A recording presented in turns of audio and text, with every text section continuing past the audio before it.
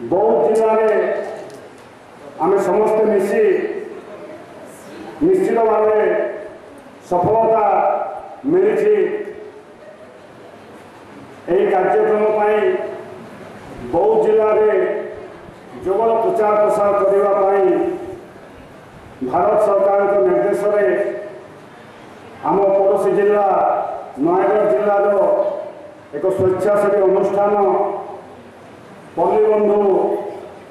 अनुष्ठान आम जिले में जोगर प्रचार प्रसार करने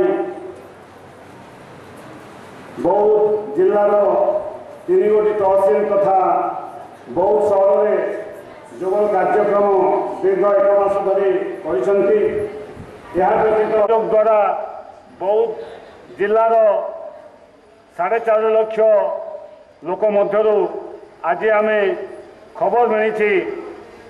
जे पाखापाखि 5,000 ऊर्ध्व आज कार्यक्रम सामिल होती। तेणु निश्चित भाव बौद्ध जिले में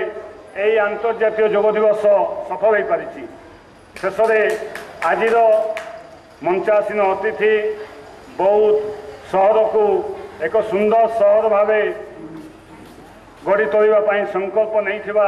आम गहन में उपस्थित थिबा बौद्ध गड़ एनएसी चेयरमैन महोदया श्रीमती दीप्ति प्रभा स्वाई महोदय को आज शुभ अवसर में आम कृतज्ञता ज्ञापन करुछु एवं अनुरोध करुछु जे आपणकर जदि सहयोग मिले जे निश्चित भाव यही योग परंपरा कार्यक्रम बौद्ध सहर में व्यापकता निश्चित हो पार